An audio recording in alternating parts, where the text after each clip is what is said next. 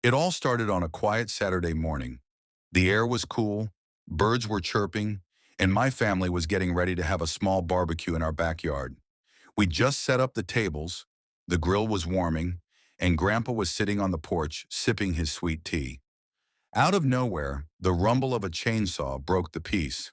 At first, we thought a neighbor was trimming trees, but no, when we looked over, a group of HOA patrol members were at our fence, chainsawing the gate right off its hinges. Apparently, the HOA had decided that our fence wasn't regulation height and demanded immediate removal. We hadn't received any notice, no letters, nothing. Yet here they were, trespassing and destroying our property. Grandpa stood up slowly. Now you have to understand, this isn't just any grandpa. He's an old Vietnam veteran, the kind of man who doesn't tolerate bullies. He's seen jungles, firefights, and worse than any HOA clown could throw at him. When the fence collapsed with a loud crash, Grandpa's eyes narrowed. "So they want to play tough?" he muttered. Then without another word, he disappeared into the garage. Moments later, the sound of heavy metal scraping against concrete echoed as Grandpa wheeled something out.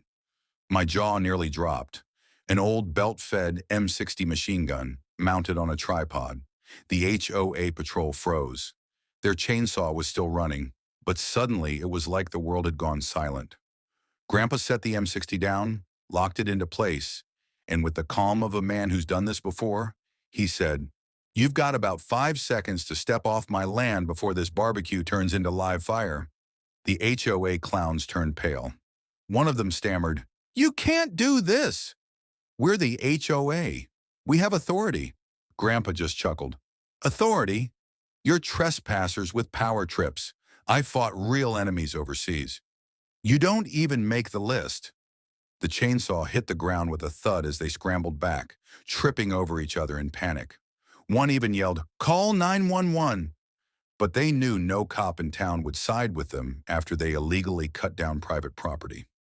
Grandpa never fired a single round. He didn't need to. The sight of that belt-fed monster and the steady, fearless look in his eyes was more than enough. Later, when the sheriff showed up, we explained everything.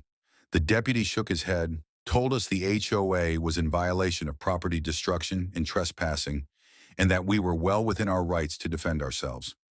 The HOA tried to file a complaint, but it backfired. They ended up being fined for damages, forced to replace our gate, and ordered to pay court fees. That day, Grandpa became a legend in our neighborhood. People still talk about the time he rolled out an M60 to defend his land from a chainsaw-happy HOA patrol. And the best part?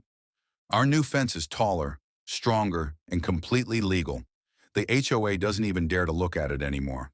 So remember, when HOAs think they're above the law, sometimes all it takes is one veteran with nerves of steel to remind them. Private property isn't theirs to touch.